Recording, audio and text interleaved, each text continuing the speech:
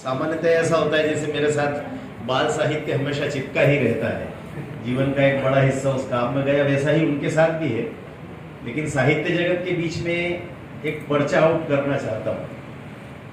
पुष्पेंद्र पाल सिंह जी हम सब के साहित्य के प्रथम पाठक भी होते हैं, सामान्यतया तब जब हम में से कोई रचनाकार मन में बड़ी लालसा रहती है कि मुख्यमंत्री जी से विमोचन करा लें, और जब हम बड़े प्रसन्नता का अनुभव करते हैं, मुख्यमंत्री जी विमोचन करते हैं, हमारी पुस्तक पर कुछ वे अपने मन की बात कहते हैं।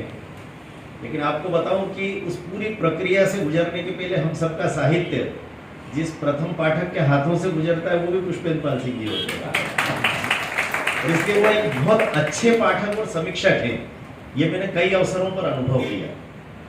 इसलिए और साथ ही आदरणीय मीनू जी विराजमान हैं, जिनकी दोहरी ऊर्जा से दोनों दंपत्ति ने मिलकर के आज एक अनूठे काम को मूर्त रूप दिया है।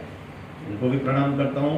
विमल जी बहुत अच्छा संचालन कर रहे हैं, भंडारी जी, और साथ ही पूरा सदन देख करके इसलिए अधिक आनंद आ रहा था कि आज मुझे लगता है कि कोविड काल के बाद राजूरकर जी को पहली बार ऐसा लग रहा होगा कि सारी कुर्सियां बाहर आ गई, उसके बाद भी 6-8 लोग तो पूरी विनम्रता के साथ खड़े हैं। तो ये किसी कार्यक्रम की सफलता का एक अच्छा मानक होता है, और इसलिए इसके लिए मीनू जी को इसलिए धन्यवाद देना चाहिए कि वर्ष भर ये हम सब के आयोजनों में आई होंगी, तभी तो हम सब लोग यहाँ पर आए। ये परस्पर लेन देन वाला मामला रहता है साहित्य क्षेत्र में, इसलिए आप सबको भी प्रणाम करता हूँ। आज 3 अनूठे उपक्रम संपन्न हुए, और बहुत विनम्रता से कहना चाहता हूँ कि भले ही मीनू जी ने उसमें से एक काम का श्रेय मेरे साथ बांट लिया, लेकिन निश्चित तौर पर ये जितनी रचनाएं 20 रचनाकारों की रचनाएं आर्यनी काव्य वारिधि में संग्रहित की गई, लेकिन स्वाभाविक रूप से ये रचनाओं का काल बहुत लंबा रहा होगा। कोई ऐसा नहीं है कि मैंने किसी कार्यक्रम में आह्वान किया, आग्रह किया। ये जरूर है कि विषय पर केंद्रित होकर के और संपादन का क्रम अभी संपन्न हुआ होगा, लेकिन ये रचनाकार में बहुत लंबे समय से चल रहा होगा। ये हम सब समझते हैं साहित्य क्षेत्र में। इसलिए ऐसा बिल्कुल भी मत मानिए कि कहीं मेरे कहने से ऐसा हुआ है। यह जो परिणति है, यह हम सब के मन में, हृदय में जो राष्ट्रभक्ति पूरे समय हिलोरे लेती रहती है, उसी की परिणति है, और किसी आह्वान की परिणति नहीं है। कैलेंडर के संदर्भ में इसलिए विशेष रूप से आभार प्रकट करना चाहता हूं कि मेरे भोपाल के सभी आदरणीय जन, हमारी बहनें भी और मेरे मित्र साहब और बड़े रचनाकार जितने हैं, वो बार बार मुझे कहते हैं कि आप हर बार एक ही बात करते हो कि मैं आया हूँ और मुझे जाना है, आया हूँ और मुझे जाना है। इस कैलेंडर का शीर्षक है भोपाल के साहित्यकार, और उसमें इंदौर के एक बच्चे का फोटो छाप करके आपने सरकार से भी पहले मुझे यहाँ का मूल निवासी घोषित कर दिया है। सरकार सामान्यतः 5 साल का समय मांगती है, वो कहती है 5 साल अगर आप एक जगह रहे तो आपको वहां का निवासी मानती है। लेकिन भोपाल के रचनाकारों की पंगत में मुझे बैठा करके एक चीज की आश्वस्ति मीनू जी ने दे दी है कि जो भी समय बचा है, साल भर के बाद जब वापस लौट करके जाऊंगा, तो ये पक्की बात है कि भोपाल जब भी आऊंगा तो मुझे कभी भी ऐसा आभास नहीं होगा कि भोपाल के परिवार से मैं बाहर का व्यक्ति। ये सारी परिधियां समाप्त हुई, और मुझे भोपाल के इस साहित्य परिवार ने जिस तरह बच्चों सा स्नेह दिया, वो मेरे लिए बहुत अभिभूत करने वाला अवसर होता है। ईश्वर पूजन विधि के संदर्भ में श्रद्धेय पांडे जी जब कह रहे थे, और जब उनका परिचय देख रहा था, तो अनायास मेरे स्वर्गीय पिताजी बार बार मुझे स्मरण आ रहे थे। कई सामने मुझे दिखाई दे रहा है पांडे जी में और उनमें। पिताजी का जन्म भी 40 का है, श्रद्धेय पांडे जी का जन्म भी 40 का है। पिताजी भी ज्योतिषाचार्य रहे, पांडे जी भी ज्योतिषाचार्य रहे। पिताजी भी कर्मकांड करते थे, वे भी कर्मकांड को सुचारू रूप से संपन्न कराते हैं। आप भी गायत्री परिवार में लगातार सक्रियता रखते, ये पता लगा। पिताजी भी गायत्री परिवार में लगातार सक्रिय रहे, और ये कहते हुए मुझे गौरव की अनुभूति होती है कि पंडित श्री राम शर्मा आचार्य जी ने मथुरा में जब ब्रह्मवर्ष शोध संस्थान का भूमि पूजन किया था, उसमें मेरे पिताजी और माताजी को यजमान के रूप में बैठाया था, उनके साथ बैठे थे। तो उस परंपरा के प्रति भी मेरे मन में बहुत श्रद्धा है, और मुझे इसलिए भी ज्यादा ध्यान में आ रहा था कि पिताजी सामान्यतः कर्मकांड के संदर्भ में, ज्योतिष के संदर्भ में जब चर्चा करते थे, तो मैं विद्यार्थी भाव से सब कुछ पढ़ता जरूर था, लेकिन कभी जीवन में उसको वृत्ति के रूप में कहे या किसी रूप में अंगीकार नहीं किया।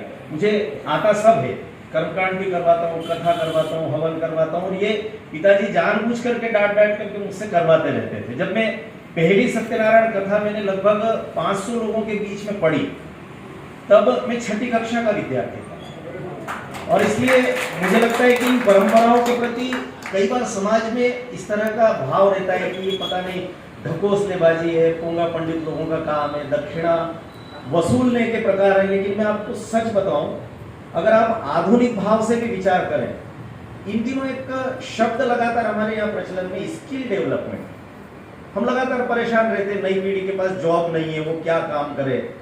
और इसके विपरीत आप सबको ध्यान में आता होगा, आपको श्राद्ध कर्म करवाना हो, तर्पण करवाना हो, इन दिनों आप व्यास पीठ के लिए व्यास ढूंढते रहते हैं, आसानी से मिल नहीं पाते। कोई अगर आपको फोन नंबर दे दे तो वो पंडित जी लगातार अपनी व्यस्तता का उदाहरण देते हैं कि भाई अभी तो टाइम नहीं है, अभी ये नहीं करवा पाएंगे। इस स्थिति मुझे लगता है कि यह जो पुस्तक है ये स्किल डेवलपमेंट गाइड का काम करने वाली है। अगर और इसके लिए किसी भी प्रकार की, यानी हो सकता है मेरी बातचीत से कोई असहमत भी हो, लेकिन इन दिनों जिस तरह का वातावरण बना है कि यह मानने की बिल्कुल आवश्यकता नहीं कि इस काम को केवल ब्राह्मण व्यक्ति करता है, जातिगत विषय नहीं है। ब्राह्मणी वृत्ति वाले व्यक्तियों को इस काम को हाथ में लेना चाहिए, समाज के किसी भी वर्ग के हो सकते हैं। और इसलिए ये वास्तव में एक स्किल डेवलपमेंट गाइड की तरह काम करने वाली है। और इससे नई पीढ़ी को ये भी ध्यान में आएगा कि कर्मकांड कितना वैज्ञानिक है। आप षोडश मात्री का पूजन कर रहे हैं, आप नवग्रह पूजन कर रहे हैं, इतने प्रकार के मंडल विधान, उनमें रंग का जो हमारे पिताजी भी बड़ा नवाचार किया करते थे इन कामों में, वो सब मुझे अनायास स्मरण आ रहा था। मंडल विधान जब बनाए जाते हैं तो मंडल इतने वैज्ञानिक होते हैं, उनका रंग का एक एक विधान होता है। यहाँ एक ढेरी अगर हरी है तो उसके पास ठीक पास में गुलाबी वाली आएगी, उसके पास काली आएगी। तो पिताजी एक कपड़े पर बैठ करके महीनों तक परिश्रम करके बड़े स्केल से बराबरी की दूरी पे, जैसे हम लोग चौसर बनाते हैं या अलग अलग प्रकार के चौकोन खाने बनाते हैं, वैसे बना करके 64 खाने ऐसे, 64 खाने ऐसे, उसके अंदर फिर रंग का नाम लिखते थे। और फिर उन्होंने, जैसा आमतौर पर होता है अनाज की घेरियां उसमें लगाई जाती है, तो मसूर की दाल का, चावल का, काले मूंग का, हरे मूंग का उपयोग रंग के लिए किया जाता है। बड़ा सुंदर दृश्य होता है, लेकिन उसकी वैज्ञानिकता के संदर्भ में हम कभी विचार करते हैं क्या? सामान्यतः भारतीय पद्धतियों के बारे में ये आम भ्रांतियां है, ये सब तो पता नहीं कुछ कुछ है। ये हमको कुछ कुछ इसलिए लगता है क्योंकि हमको उसकी वैज्ञानिक पक्ष की जानकारी नहीं है। इसलिए इन सब चीजों की वैज्ञानिकता के बारे में भी जानना चाहिए। और एक अच्छी बात यह है कि इसमें सामान्यतः कर्मकांड में एक भ्रम बड़ा बना रहता है। वैदिक पद्धति होती है, सामान्यतः आर्य समाज से जुड़े हुए लोग वैदिक पद्धति से इस कर्मकांड को संपन्न करते हैं। जो लोग सनातनी पद्धति को पसंद करते हैं और इसके मध्य मार्ग के रूप में गायत्री परिवार की पद्धति भी उभर करके आई, जिसमें वैदिक और सनातनी दोनों पद्धतियों का समन्वय होगा। मुझे लगता है कि क्योंकि आप तीनों से जुड़े हुए हैं, इसलिए इन तीनों पर आपने बड़ा गंभीरता से काम किया और एक ही स्थान पर सब कुछ एकत्र करके एक बड़ा काम आपने संपन्न किया। और इसलिए पूरे साहित्य समाज की ओर से मैं पिछले दिनों से लगातार बात कर रहा हूँ कि साहित्य के जितने विविध आयाम हैं उनमें अब धीरे धीरे विज्ञान लेखन को भी जोड़ना चाहिए, उसमें अनुवाद साहित्य को भी मान्यता प्राप्त होना चाहिए, प्रबंधन साहित्य, वाणिज्य का साहित्य, ये सब भी साहित्य है। उसी प्रकार से इस प्रकार की आध्यात्मिक प्रक्रियाओं को संपन्न करने के लिए रचा जाने वाला साहित्य भी साहित्य का हिस्सा है। इस बात को ये सदन आज मान्यता दे रहा है और इसलिए मुझे लगता है कि एक बड़ा काम आज संपन्न हुआ है। और आर्यणी काव्य वारिधि तो चूंकि राष्ट्रभक्ति के विषय पर केंद्रित है, इसलिए इस विषय पर अगर भावावेश में आ गए तो समय अधिक होगा।